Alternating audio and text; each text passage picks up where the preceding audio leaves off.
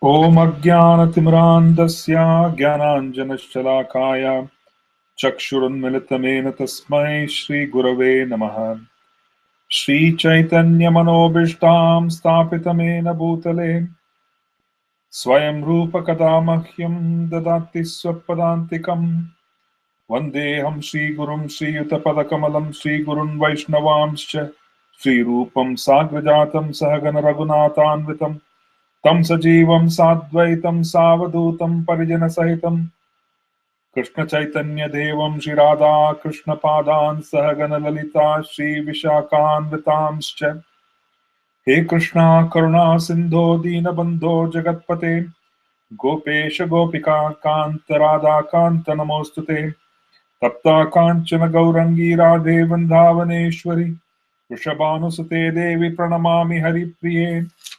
Vanchakalpatarubhyascha kripa sindhubhyev cha patitanam pavanebhyo vaishnavebhyo namo namaha Sri Krishna Chaitanya Prabhu Nityananda Shri Advaita Gadadhar Srivas Adi Gaur Bhaktavrinda Hare Krishna Krishna Krishna Hare Hare Hare Ram Ram Ram Hare Hare Hare Krishna Krishna Krishna Hare Hare Hare Ram Ram Ram Hare Hare Hare Krishna Krishna Krishna Hare Hare Hare Ram Ram Ram Hare Hare Namo Namo Aniruddhaya Hishikesha Indriyatmane Namaha Paramahamsaya Purnaya Nivritatmane Swarga Pavarga Dvaraya Nityam Suchi Sade Namaha Namah Hiranyaviryaya Chaturhotraya Tantave. Hare Krishna. We are continuing our discussion of the first canto of Srimad Bhagavatam, and today our topic would be the birth and the circumstances of birth of Maharaj Pariksit. And this is the 12th chapter of the first canto. The most unusual circumstances of birth of Maharaj Pariksit were due to the fact that he was saved from certain annihilation. There was no question of anybody being able to escape the intensity of the Brahmastra weapon. And since there was no question of anybody being able to escape in the material world the Brahmastra, the death of Pariksit in the womb of his mother was certain. But Krishna chose to protect him. So the saying goes that if Krishna chooses to offer protection to anyone, then there is absolutely no question of such a person coming to any harm. If Krishna chooses to kill, then there is no question of anybody in existence being able to protect a living entity. So in this case, Krishna had made a valid choice. He said that he would be protecting Maharaj Pariksit. And the great good fortune of Maharaj Pariksit was such that in the womb of his mother, he had his first experience of transcendence. And this was not an ordinary experience. You see, by the will of providence, a soul is encased, or rather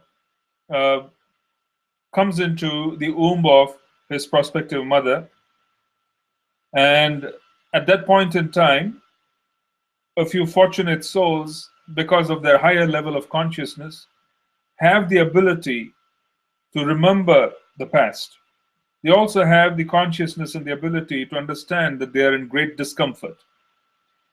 They have the sensitivity to understand that. It is not that they are not well developed. They have the ability to understand that they are in some kind of discomfort. But very few come in touch with transcendence whilst being in the womb. One such instance was Sri Prahlad Maharaj. Because he was such a great soul, he received the benediction of Sri Narad Muni while being in the womb of his mother. Sri Narad Muni was completely cognizant that the consciousness of the baby within the womb of the wife of Hiranyakashipu was very high. Sri Narad Muni knew that, and as a consequence, he began talking transcendental subject matter. He began glorifying the Supreme Lord while Prahalad Maharaj was still unborn, while he was in the womb. And Srila Prahalad Maharaj, being of a very high level of consciousness, was indoctrinated whilst being in the womb. He came in touch with transcendence. He came in touch with the transcendental sound vibration of an exalted devotee, Sri Narad Muni. Right. So he came in touch with Krishna through Sri Narad Muni's kirtan, the glorification that was done by Sri Narad Muni. In the case of Maharaj Pariksit, it was far, far more unusual. Maharaj Pariksit, while as a baby, was attacked by the Brahmastra. And as the Brahmastra was approaching and there was intense heat, the intense heat was causing a lot of suffering to the child, the unborn child. And there was certainty that the child in the womb of the mother was going to be completely destroyed. But then Krishna manifests himself as one of his expansions, who is the size of a thumb. They say, he was the size of a thumb. The Lord was the size of a thumb. He enters into the womb of Uttara, and then he is described to how he offered protection to Maharaj Pariksit, whilst Maharaj Pariksit was helpless in his state as an unborn child within the womb of his mother. The Lord manifested himself and he was offering complete protection. The beauty was that Maharaj Pariksit could literally see Krishna whilst being a baby. He was practically able to see that the personality who came to protect him had a mace. He was very effulgent. He was blackish blue, in color. And he was wearing a golden colored helmet. He was wearing a golden yellowish colored dhoti. He was extraordinarily beautiful. And his eyes were very reddish due to his fury. He was furious that his devotee was being harmed. So he was very angry, and in that angry mood, Krishna's eyes were practically reddish, glowing in anger. He had taken his mace, and he was swirling his mace to ensure that the Brahmastra would not harm the unborn child. Pariksit Maharaj actually had the good fortune of being able to have a visual, he was able to see Krishna while being in the womb of his mother. You see? And this is a transcendental experience. It changes people. When they come in touch with transcendence, no matter what age, it changes. It causes an extraordinary impact in the consciousness of the unborn child when they come in touch with consciousness. When they come in touch with transcendence. It could be sound vibrations of the mother chanting the holy names. It could be that they are listening to Srimad Bhagavatam. There could be that Srimad Bhagavatam itself is being read on a daily basis, and the child is able to perceive, the literature, the sound vibration of the shlokas and the Sanskrit and the katha. You see, all the mantra japa, all of these are very, very powerful samskaras of coming in touch with transcendence right in the stage of being in the womb. Such a child is practically several stages ahead of his or her time before they are being born. You see, that's probably the case with most children in our movement, where the mothers are advised to come in touch with Srimad Bhagavatam. They're advised to hear, Krishna Katha. They're advised to hear the chanting of the holy names. They're advised to chant the holy names quite diligently while they're carrying a child in the womb, because the soul, which is within the womb, the child, the unborn child, is conscious and has the ability to absorb sound vibrations and has the ability at a very deep level to understand things. You see? Srila Prabhupada used to make this remark that when he was giving classes in the early days in 2nd Avenue, he had a very, very thick accent, an Indian accent, a very thick accent in his English. His English was very heavily accented. And as a consequence, the chances of the very young American, teenagers, or probably you can say they were all very young, they were in the early 20s, for them to comprehend language, English, to understand high philosophy. Srila Prabhupada was sharing, extraordinary philosophy which was completely new to them, and in a language and in a spoken form which was somewhat difficult to understand.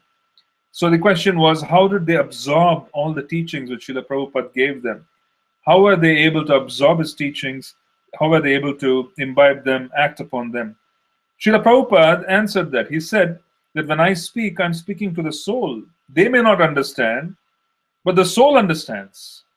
This is a very powerful remark that the intellect of the child, which is in the womb, might not be fully developed, but the soul in that body of the child, the soul can understand. The soul is able to make advancement because the soul is very eager. And the body of a child, an unborn child, is also in a position, the senses themselves are not fully developed, one may say. Right? In other words, they are not really in touch with the objects. As a consequence, there could be very little interference. We also say a childlike simplicity, because a childlike simplicity is such that they have the ability to accept things. They don't have a fully developed intelligence which is corrupted in certain ways. As a consequence, they have the ability to absorb, accept certain aspects which adults, as people who have grown up, they find it difficult to accept.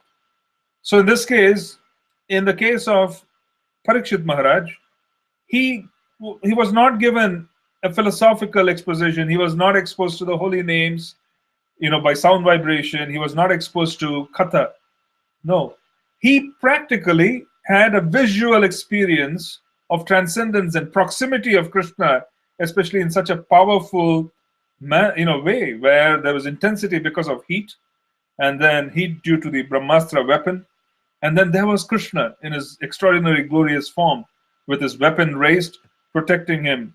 And Pariksit Maharaj was so fortunate that in the womb of his mother, he was able to have a visual transcendental experience, something which the yogis, the great bhaktas, they crave for this kind of an experience for many, many lifetimes.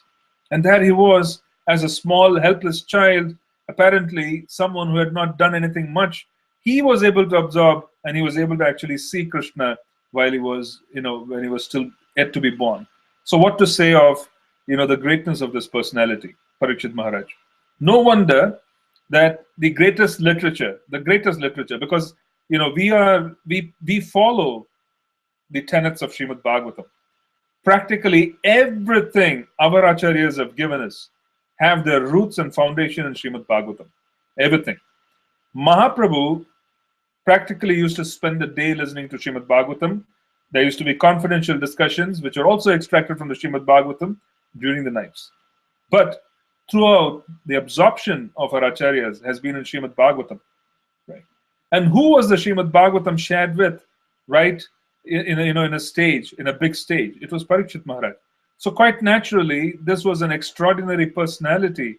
He was not only born in the family of Yudhishthira and Arjuna, but he was also well qualified because he became the instrument for practically, the whole world to know about the glories of, Krishna Katha and the glories of Srimad Bhagavatam. Everything was exposed to Maharaj, Pariksit Maharaj. And here he had this extraordinary experience, this very extraordinary experience of practically seeing, Krishna.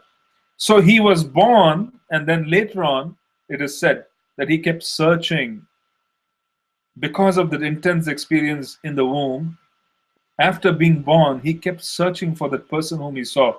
Even as a child, as he grew up, he kept searching because the intensity of experience, which was so intense, transcendental experience, that he could not forget the face, he could not forget the beauty of the Lord, and he kept searching throughout his life.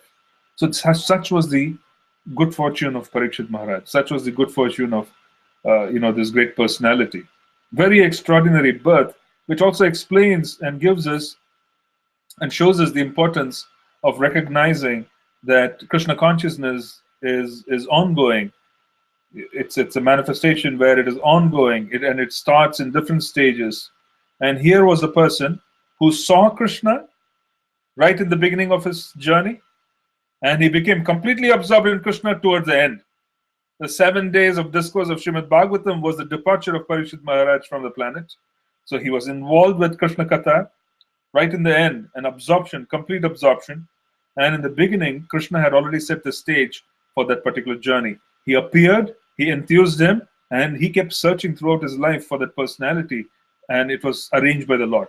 Even though the circumstances of such arrangement were quite intense, of someone firing a weapon, towards his mother, the mother herself, Uttara, was a pure devotee. She ran and then begged Krishna for protection. She wanted to say, anything can happen to me, Krishna, but please protect the child who is within my womb. Now, the tenets of pure devotion, they do have certain exceptions. There are a few things, there's one thing which you can ask from the Lord. It is said according to our acharyas that there is one thing that you can ask from the Lord, and it would not be considered a violation of pure devotional service. So we don't say Anya Bilasha Shunyam. We do not really say Anya Bilasha Shunyam. We say Anya Bilashita Shunyam. So Anya Bilashita, by including Anya Bilashita Shunyam, the exception that is allowed for a devotee to approach the Lord and to seek help from is the exception of self-preservation. One can ask the Lord to preserve him or her in the face of danger, on the face of danger, so that they could continue the process of devotional service. So that is exceptional. That particular exception of self-preservation is given, and it will not violate the tenets of pure devotional service. The pure devotional service and the aim of the person to pursue the path of Uttama Bhakti will not be thwarted if they were to approach Krishna for self-preservation. So self-preservation is not counted amongst material desires, so-called material desires. This whole area of self-preservation is left out. So our acharyas give example. Suppose if someone were to be walking in a forest, and while crossing the forest, they are suddenly confronted with a wild, ferocious animal such as a tiger or a lion, which is putting them in danger. At that point in time, they can call upon Krishna, they can call upon the holy names, seeking protection. That would not violate the path of pure devotion. It is not considered to be a violation. Right? It is not considered to be karma kanda. It is not considered to be a violation of the tenets of Uttama Bhakti. Okay, in that manner, Uttara, the mother of Mother Pariksit Maharaj, she did not hesitate to seek the help of Krishna, even though she completely knew and was aware of the tenets of Bhakti. She did not hesitate. And she was a mother. So a mother does not hesitate to protect the child. They are not going to think. A very exceptional mother was Mother Ganga. You see, Mother Ganga, when she was married to the father of Bhishmadev, Maharaj Shantanu, when she was married to him, right, they came to a pact that he would never ask any questions, and she was not going to be asked and confronted with any questions immaterial of what she did. Mother Ganga is considered to be the epitome or the definition of mothers. The reason is that she was so focused in being able to deliver her children that she was able to curtail and be able to capture her own emotions. She was not overcome by emotions, while she ensured that they should not be leading a material life. If I'm able to give them, a certain birth, and then I'm able to bear the suffering of a mother who is going to be in separation from her own progeny, but the progeny themselves are going to benefit by not being a part of material nature, they're going to get delivered, then I'm ready to do so. So she was an exemplary mother, Mother Ganga. Okay? So being born, in the womb of Mother Ganga was such that only Bhishmadev was meant to be alive, so he was alive to give instructions, but otherwise the remaining progeny who they didn't survive. You see, the moment they were born, she led them into the water of Ganges to deliver them. Practically, she took responsibility. So for a mother to be able to do that, it is extraordinary. It's almost as if it's not considered normal. But what was the intention for this mother? This mother itself was such that she understood that these were extraordinary beings, and they were the 8 Vasus. They were actually being cursed to be born in the material sphere and being born in a material body. So she wanted them to be delivered. So So her focus was, okay, if I'm going to reduce your sentence in a material body, by whatever time, I will. Because she had the discretion to do so, she did so. So this is an extraordinary episode of Mother Ganga. But otherwise, what is normal for a mother to do is to seek protection for the children. So Mother Uttara approaches Krishna, begs him for protection, and Krishna protects the progeny because of two reasons. One, he is the last surviving king in the lineage of Yudhishthira. And then there was also the circumstance that he was a great devotee. So both these warranted protection, and immediately Krishna was able to provide protection. Okay, so let's read the verses. It's an extraordinary chapter. Just to read it, just to understand, the circumstances of a pure devotee, where right in the beginning he comes in touch with Krishna. Throughout his life, he is searching for Krishna. Towards the end, the circumstances were such that he becomes completely absorbed in Krishna, awaiting, death. It's very amazing. So the whole personality is exemplary of, how a person should be born, live, and to leave. So the birth of Emperor Pariksit. Sri Shaunaka Vacha. Shaunaka Vacha. Ashwatamuno Pashrestena Brahmasishno Rutejasa Uttaraya Hato Garbha Ishena Jivitaha Punaha. The sage Saunaka said, the womb of Uttara, mother of Maharaj Pariksit, was spoiled by the dreadful and invincible Brahmastra weapon released by Ashwatthama. But Maharaj Pariksit was saved by the Supreme Lord. Tasya janma mahabuddhehe karmani cha mahatmanah nidanam chayate vasit sapretya gatavan yata. How was the great Emperor Pariksit, who was a highly intelligent and great devotee, born in that womb? How did his death take place, and what did he achieve after his death?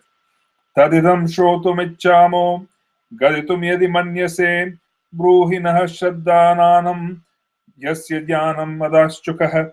We all respectfully want to hear about him, Maharaj Pariksit, to whom Sukadev Goswami imparted transcendental knowledge.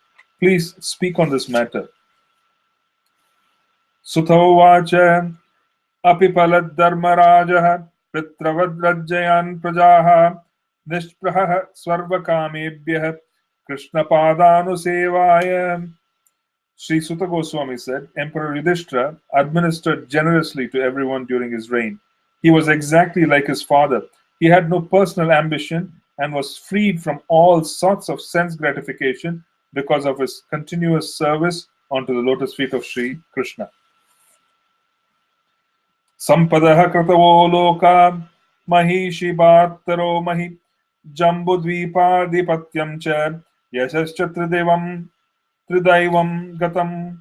News even reached the celestial planets about Maharaj Yudhishthira's worldly possessions, the sacrifices by which he would attain a better destination, his queen, his stalwart brothers, his extensive land, his sovereignty over planet Earth, and his fame, etc. Kim te kamah suraspraha mukunda manaso dvajaha adijarur mudam rajnyah shuditasya yate tare. O Brahmanas, the opulence of the king was so enchanting that the denizens of heaven aspired for it. But because he was absorbed in the service of the Lord, nothing could satisfy him except the Lord's service.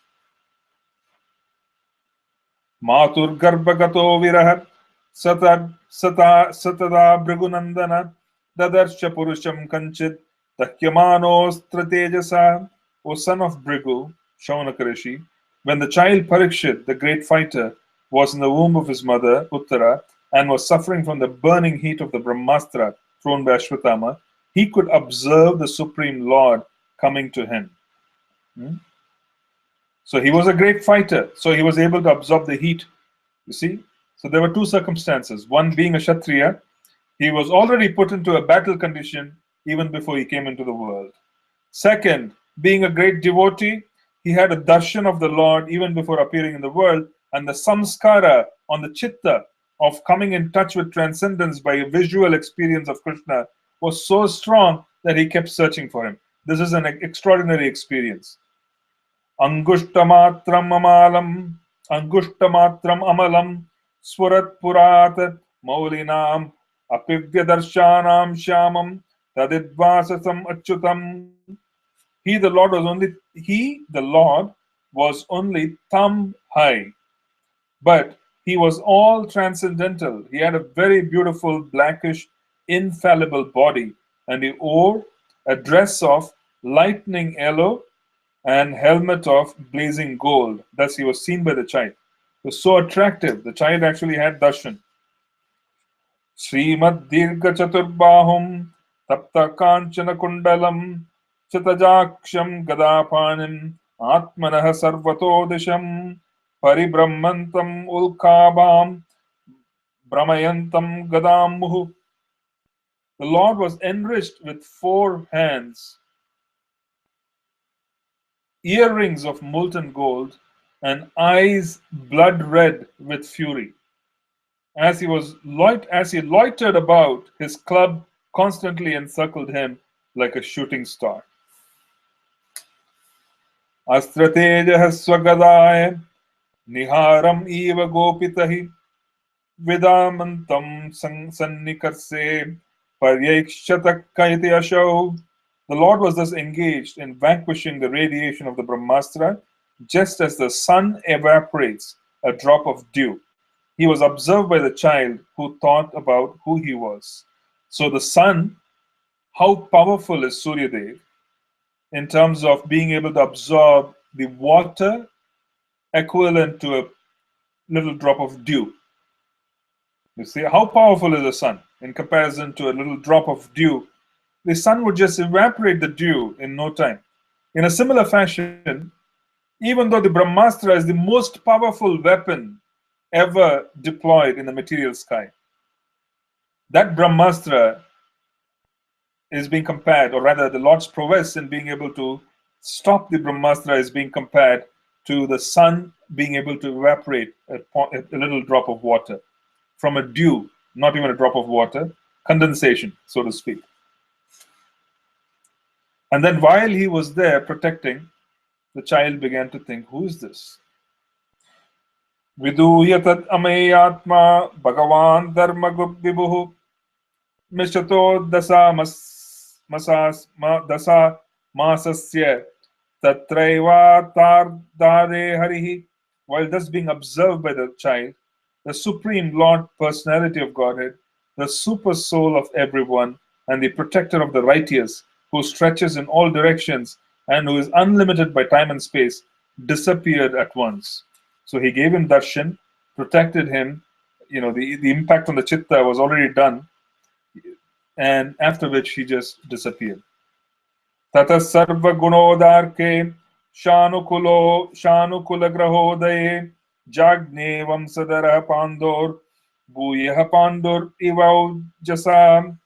Thereupon, when all the good signs of the zodiac gradually evolved, the higher apparent of Pandu, who would be exactly like him in prowess, took birth.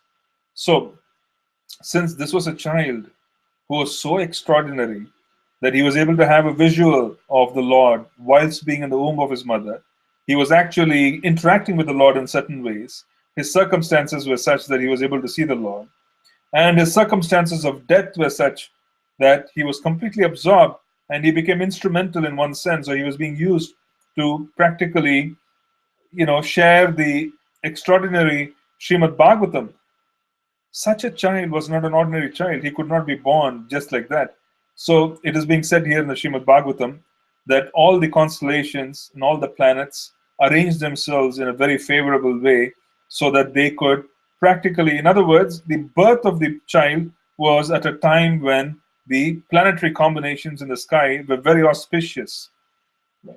So the time of birth, when someone looks up and they see the placement of the planets, that particular placement of the planets and the arrangement which is being made signifies the auspicious and inauspicious and so on and so forth, the karma which the child is about to engage in. So because of this extraordinary life and because of his extraordinary potency, he was actually born at a time when all the planetary arrangements were very, very favorable. We will find a mention of planetary arrangements practically in any major scripture which is involving any major authority. In the Ramayana, in the very first beginning of Ramayana, the astrological chart of Lord Rama is described. The different planetary positions in his astrological chart is being described by sage Valmiki right in the beginning of Ramayana. So in a similar fashion, we also find a similar description in Chaitanya Charitamrita, where we hear about the birth of Lord Gauranga and the planetary combinations and so on and so forth, the Lagna. All the little details are being mentioned whilst describing the extraordinary birth of Lord Gauranga. So here we are again seeing that the birth of Maharaj Pariksit was so auspicious that they're describing the fact that when everything was very auspicious in the sky, based on what he was supposed to execute, he was born at that point in time. Tasya pratamana viprair daumya krapadibihi jatakam karyamasad vacharyitvacha mangalam. King Yudhishthira, who was very satisfied with the birth of Maharaj Pariksit, had the purificatory process of birth performed. Learned Brahmanas, headed by Daumya and Kripa, recited auspicious hymns. So the most important aspect are the samskaras that are being performed in Vedic society. So they were very, very qualified Brahmanas. Daumya was the family priest of Yudhishthira Maharaj, and Kripacharya was also the Kula Guru.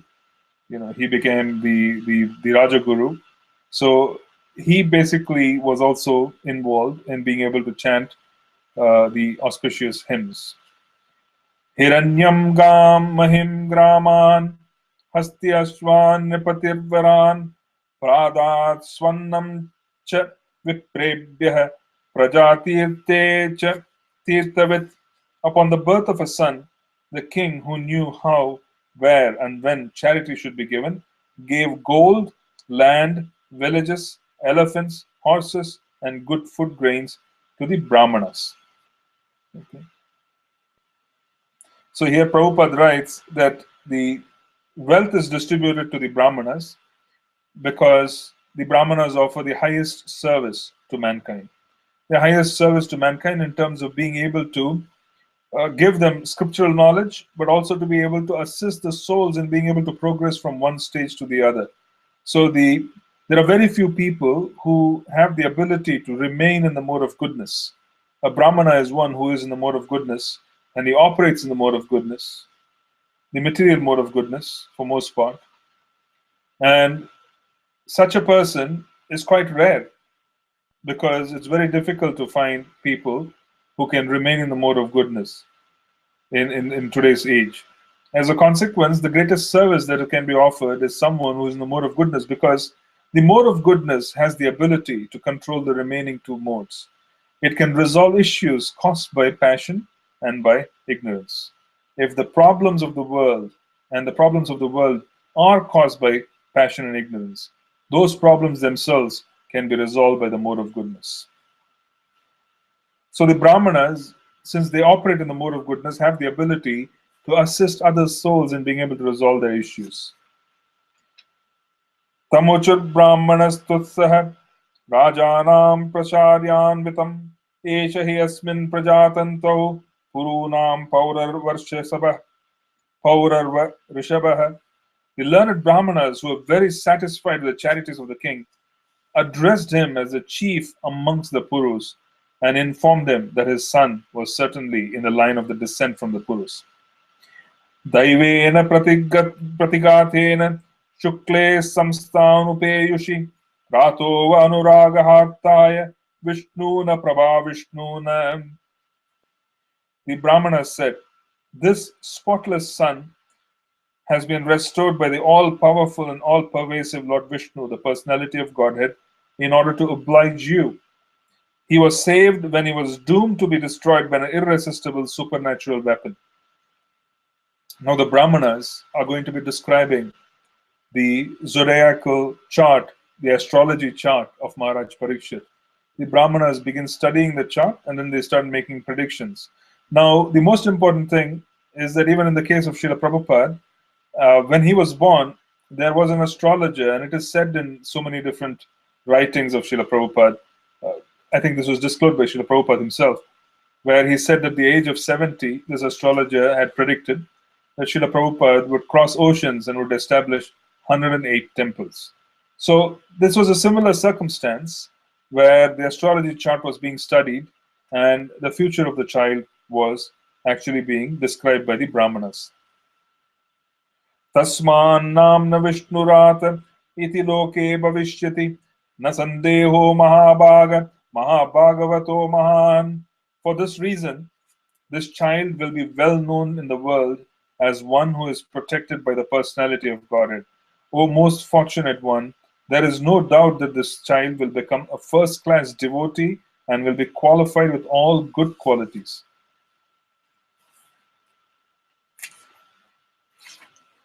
Sri Rajo Vacham Api Esha Vamshyan Rajarishin Punyashlokan Mahatmanah Anuvartita Svadyashasha Sadhuvadena Sattamaha. The good king Yudhishthira inquired, O great souls, will he become as saintly a king, as pious in his very name, and as famous and as glorified in his achievements as others who appeared in this great royal family? Sri Brahmana Hovacha Partha Prajavita Sakshat Ikshvakuriva Manavaha Brahmanyah Satyasandascha Ramo Dasaratir Yatha. The learned Brahmana said, O son of Pritha, this child shall be exactly like King Ikshvaku, the son of Manu, in maintaining all those who are born. And as for following the Brahminical principles, especially in being true to his promise, he shall be exactly like Rama, the personality of Godhead, the son of Maharaj Dasharatha. Esha data sharanyascha yata hi aushinarahasibihi yasho vithanita swanam dausyantir eva yajvanam. This child will be a munificent donor of charity and protector of the surrendered, like the famous King Shibi of the Ushinera country. And he will expand the name and fame of his family like Bharata, the son of Maharaj Dushyanta.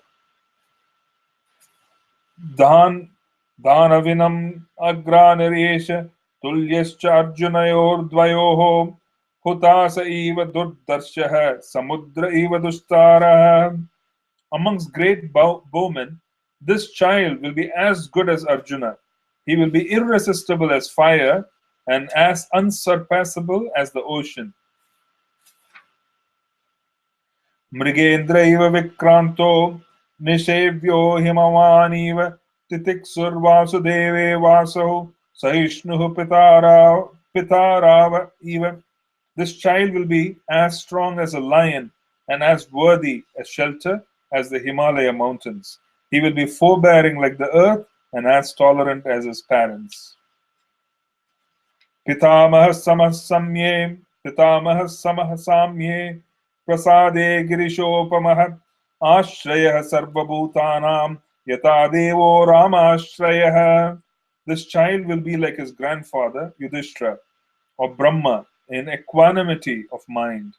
He will be munificent like the Lord of Kailasha hill, Shiva. And he will be the resort of everyone like the Supreme Personality of Godhead, Narayana, who is even the shelter of the Goddess of Fortune. Sarva Sadguna Mahatmye Esha Krishnam Anubrataha Ranti Deva Ivodaro Yayatiriva Dharmikaha. The child will be almost as good as Lord Sri Krishna by following in his footsteps. In magnanimity, he will become as great as King Rantideva, and in religion, he will be like Maharaj Yayati.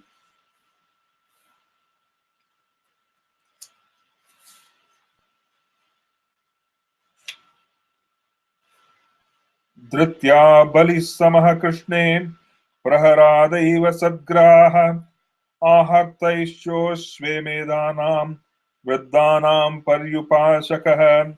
This child will be like Bali Maharaj in patience, a staunch devotee of Lord Krishna like Prahalad Maharaj, a performer of many Ashwamedha sacrifices, and a follower of the old and experienced men.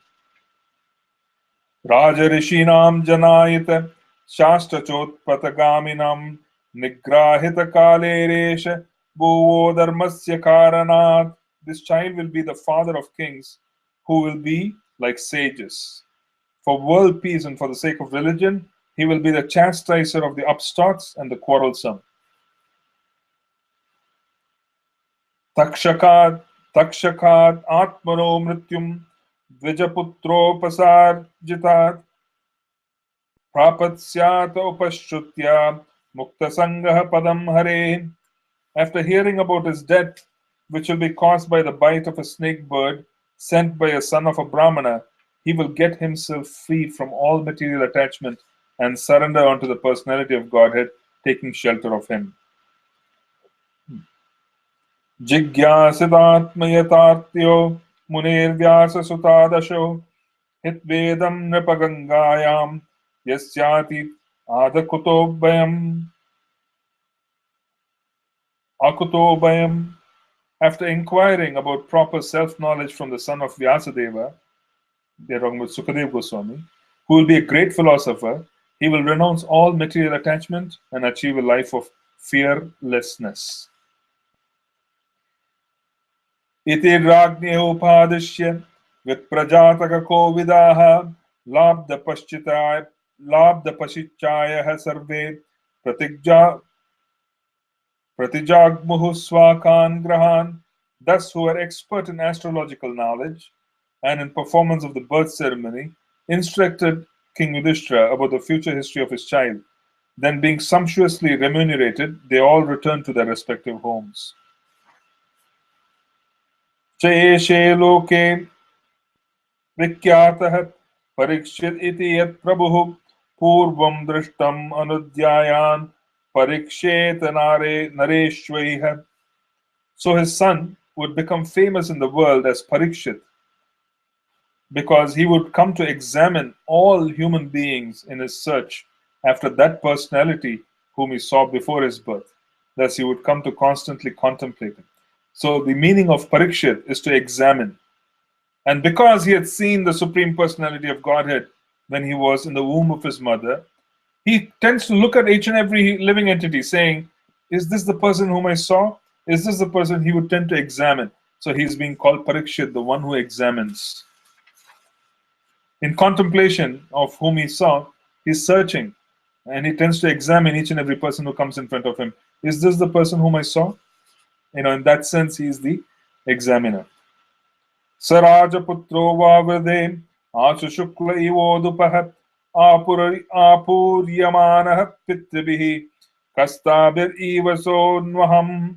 As the moon in its waxing fortnight develops day after day, so the royal prince Parikshit very soon developed luxuriantly under the care and full facilities of his guardian grandfathers. Yakshyamano swame madena gyati droha jihasaya rajalabda dano dadyo nanyatra karadandayoho. Just at this time, King Yudhishthira was considering performing a horse sacrifice to get freed from sins incurred from fighting with kinsmen. But he became anxious to get some wealth, for there were no surplus funds outside of fines and tax collection. So this is also a snapshot of a verse which is describing the time in which Pariksit Maharaja was born. There was also just after the battle of Kurukshetra. Being just after the battlefield of Kurukshetra, or a battle of Kurukshetra, the state treasury of Maharaj Yudhishthira was freed. It was not available. There was not much available, and the only revenue was from tax collection and fines and so on and so forth. So Maharaj Yudhishthira was considering to perform a horse sacrifice, which essentially is a very expensive engagement because your brahmanas have to be remunerated and so many different arrangements have to be made. So at that point in time, there is some contemplation on how to bring wealth into the nation, into the treasury. So what is interesting is that in a few previous verses, at the birth of Maharaj Parikshit, it is being said that there was an extraordinary remuneration being paid out to the brahmanas who came to bless Maharaj Parikshit to perform the initial samskaras and so on and so forth. And the astrological descriptions. And, the Brahmanas were there and they were blessing him and they were giving him all this information. And there was a lot of remuneration which were being made. So there was that just in a few verses before. And then subsequently, it is being said here that the treasury did not really have much because they were bereft. They were only receiving, fines and taxes and so on and so forth. So here it is being described that the Brahmanas are not supposed to be, there should be no money taken from the Brahmanas. Absolutely no money by the kings. The kings cannot extract tax from the Brahmanas. The kings are supposed to give the Brahmanas. The king can extract tax from other classes. So the king can extract tax from the Vaishyas, especially the businessmen. And he would not extract taxes from the Shudras. He can impose some kind of a sales tax on certain items. So, but for most part, he was extracting finances and taxes from the businessmen who could afford to pay. The Brahmanas were supposed to be remunerated, and they in turn would be able to give blessings because they had a lot of piety. They were able to provide subtle wealth in terms of piety. They could take their subtle wealth, which was piety, and bestow it upon the king. And the king in turn was blessed by him being able to maintain the Brahmanas in a very nice way. There was no taxation on the Brahmanas. There was no taxation whatsoever. And the king basically had to give them. That was the function of the kings and the Brahmanas. That was the relationship. So that is why here it's mentioned that there was a lot of remuneration which was being paid to the Brahmanas, but then there was this worry of lack of finances. And as a consequence, Maharaj Yudhishthira is determined to improve the finances of his treasury. Tadabhipretam alakshya bhratarot achyuta choditah dhanam prahinamajurur udichyam dishi bhurishah. Understanding the hearty wishes of the king, his brothers are, as advised by the infallible Lord Krishna, collected sufficient riches from the north. Tena sambarta sambharo dharmaputro yudhishthirah vajimedayisya birbhuto yajnaihi samayajadarim. By those riches, the king could procure the ingredients for the 3 horse sacrifices. Thus, the pious King Yudhishthira, who was very fearful after the battlefield of Kurukshetra, pleased Lord Hari, the personality of Godhead. Why was Yudhishthira Maharaj fearful? He was fearful because he was aware that his sitting on the throne of Hastinapur came at a cost of millions and millions of lives being lost in the battlefield of Kurukshetra. So he was completely aware and sensitive that if I'm going to be here and such a huge price was paid by so many different souls, then I should be very cautious. So he was fearful in being able to execute his duties.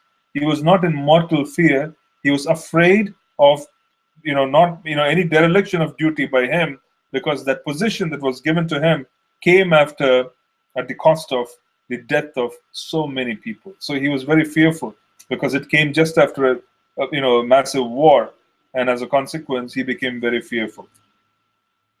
Ahuto Bhagavan Rajne Yajayatva Dvajer Nripam Vasakati Chinmasan Suhradam Priyakam Yaya.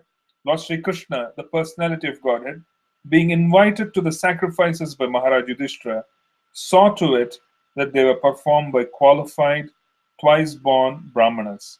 After that, for the pleasure of the relatives, the Lord remained a few months. Tato Rajnya Bhyanujagnatah Krishnaya Sahabandubhihi Yayo Dwaravatim Brahman Sarjuno Yadubirvrataha. O Shaunaka, thereafter, the Lord, having bade farewell to King Yudhishthira, Draupadi, and other relatives, started for the city of Dwaraka, accompanied by Arjuna and other members of the Yadu dynasty. So, in the previous chapter, we read about the entry of Krishna into Dwaraka. And then now we are hearing at the end of this chapter that he is leaving for Dwaraka. So apparently, the way this works is, initially the sages in Naimisharanya, they were very eager to know as to how Maharaj Pariksit came to be the recipient of Srimad Bhagavatam? What were the circumstances of his birth? Why was he cursed? What was the reason for him to be, in a position where he had to quit, all his duties, and he had to come to the banks of the river where he could sit and listen to Srila Sukadev Goswami? So they were curious about all these circumstances. So while describing all those circumstances, then came the instance of how he was born.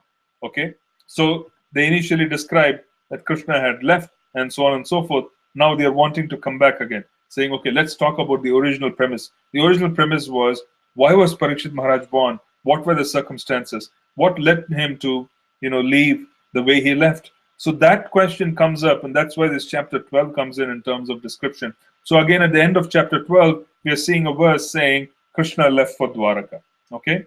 So with this, we end this chapter, which is chapter 12. And we just want to quickly summarize. The most important lesson that we wanted to learn from this was that transcendence begins right at the womb. And samskaras, which are imprinted in the chitta, the consciousness of the unborn child, and in the chitta of the child who is just growing up, go a very long way in altering the course or destiny of the child. You see? So we have the Garbha Adana Samskara. The Garbha Adana Samskara is where the actual, right of the husband and wife, in union, for them to be able to, engage in the act of procreation. So the Adana is literally, Adana means conception. So Garbha Adana is conception of the fertilized egg in the womb of the mother. Okay, that is what is called the Garbha Adana Samskara. So the Garbha Adana Samskara is right, it's a samskara. So in our own standards, we have to ensure that we are preparing our consciousness to be able to draw the right kind of soul into our lives, for us to be able to create the right kind of atmosphere. And all of that is a part of the learning that we have from scripture. That preparation of being able to cultivate Vaishnavas has to begin right at the Garbha Adana Samskara. And then there are several opportunities from the Garbha Adana Samskara to alter consciousness. So we notice that from Pariksit Maharaj, that he was so exalted that he had two circumstances. He had the circumstance of practically having a visual experience of Krishna whilst being in the womb. And then when he comes out, he is searching. How is he searching? He's examining, which is the actual meaning of Pariksit. He's looking at each and everyone's face and saying, I'm missing the personality whom I saw when I was a child, when I was in the womb. Who is this? Is this the same person? No, he keeps searching. So that is Pariksit. He's examining this, all around. And then you also notice that when he is leaving, he leaves in such an extraordinary manner that he becomes the recipient of the most confidential knowledge, which is the supermost knowledge, which is the foundation of the entire Bhagavad Dharma, the foundation of, the chanting of the glorious holy names of Krishna. He becomes the instrument. So such an extraordinary life begins in the womb. So one needs to be very careful in being able to cultivate Krishna consciousness by constantly imprinting the transcendental experiences of Krishna consciousness by way of kirtan, by way of Krishna katha, by way of prasadam, by way of the perhaps coming in touch with Krishna through the mode of specific samskaras. All of these are going to leave impressions on the chitta, on the consciousness of the child, immaterial of which stage they are in. And as a consequence, what would happen is that we are actually paving the way for this child to have an attraction towards devotional service even before they confront the world. So it's such an important message which is being given in this particular episode of how auspicious it is to come in touch with Krishna in the womb, and then by coming out, the child is actually searching. I had such a wonderful experience. Where is that experience? Who is that personality? So that's being shown here. A very powerful chapter. And it is also being shown that if Krishna decides to protect the Brahmastra, which is practically infallible as far as weapons are concerned, even the Brahmastra can't do anything if Krishna chooses to protect. And then what is the size of Krishna being described? He is the size of the thumb, this upper portion of the thumb. He is the size of the thumb as seen by the child. So being the size of the thumb, obviously he has a mace and he has all his paraphernalia proportionately to his size. He is able to protect this unborn child from the Brahmastra, even though he himself was the size of the thumb in the womb of Uttara. So the size of a thumb, the Supreme Personality of Godhead, is not bereft of his extraordinary power. Immaterial of how small or how large he is, he is not bereft of power. So that is being displayed here also in terms of how efficiently he protects and how amazing it is in terms of the experience for the child. Okay, so we'll stop here and we'll see if you have any questions before we conclude this session. How Maharaj Parikshit's death was predicted, as he was a devotee of Krishna. How was he? When we say that, how was his death predicted? Are you asking about the astrological prediction which was being given? If you are asking about the astrological prediction, the normal tenet is that Shastra enjoins that the longevity of a child is not to be discussed until the parents themselves come and ask for it. The parents themselves can be concerned. Out of concern, they can ask because there are certain circumstances which might, concern the parents. So, as a consequence, the question is being raised to the Brahmanas. Why is that question being raised? Because obviously the Brahmanas are replying, right? If the Brahmanas are replying, they are seeing that Yudhishthira Maharaj is anxious. Why is he anxious? Because all the other children of the Pandavas were annihilated. So there was no other descendant. And then even before Maharaj Parikshit was born, he was attacked. So Maharaj Yudhishthira is quite anxious in terms of, the longevity of the child and how long he's going to be and what his circumstances would be. So even though he is a devotee of Krishna, why would they talk about his death under such unusual circumstances? It is because it is the extraordinary circumstances of death which practically allowed Parikshit Maharaj to surrender. Very, very few of us practically will have an idea as to when we are going to leave our bodies. And Maharaj Parikshit was so fortunate that he knew that he was to leave in 7 days. Okay? So he knew he was going to leave in 7 days, and he had the ability to say that, okay, I now know my priorities.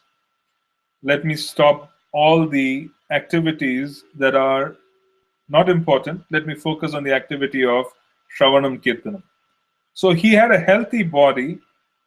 He had a healthy and a very vigorous mind. He had the ability to sit down and completely absorb himself in Krishna Katha for 7 days. Okay?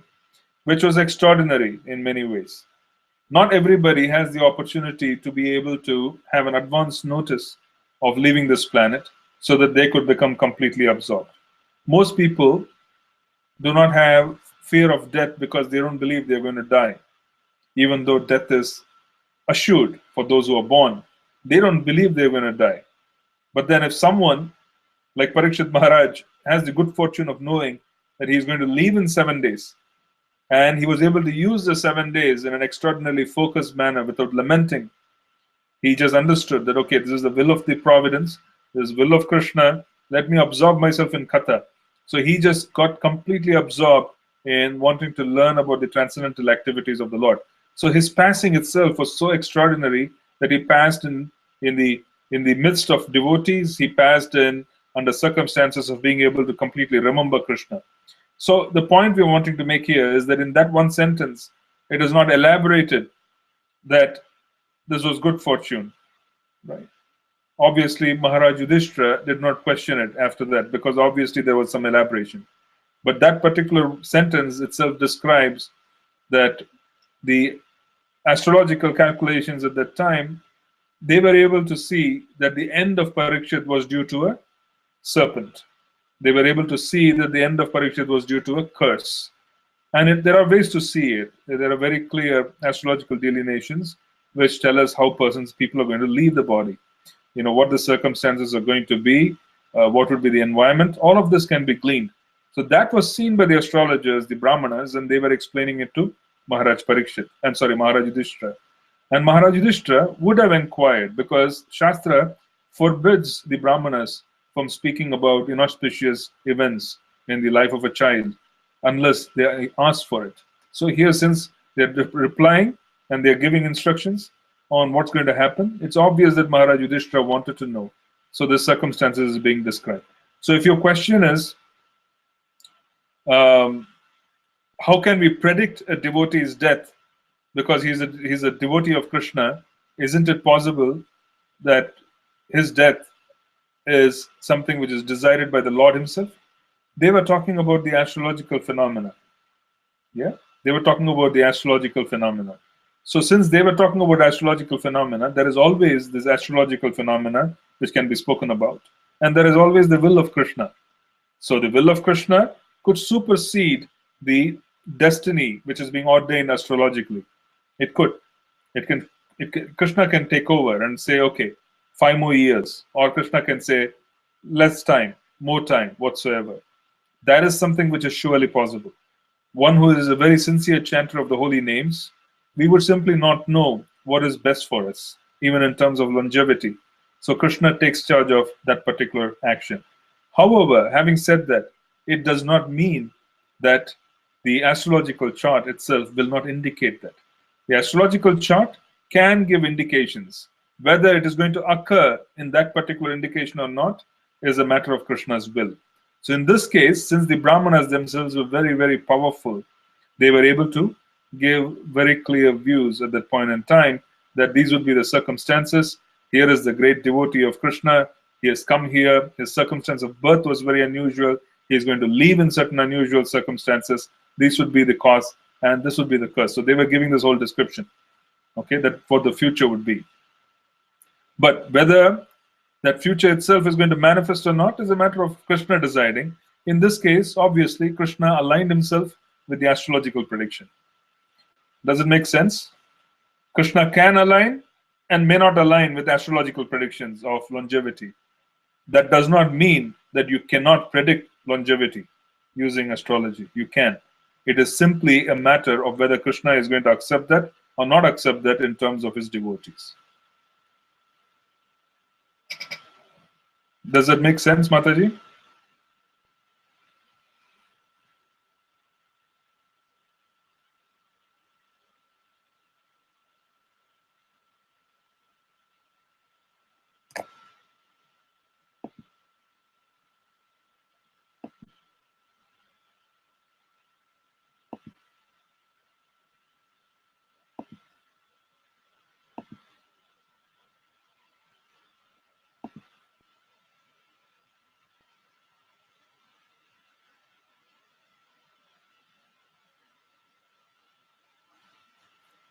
Sure.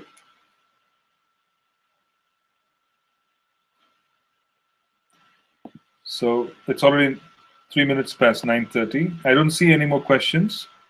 Perhaps we'll conclude for the evening. And we'll meet again on Thursday, and we'll continue with chapter 13 of the first canto. And if there are any more questions, feel free to write to us. Srila Prabhupada Ki Jai.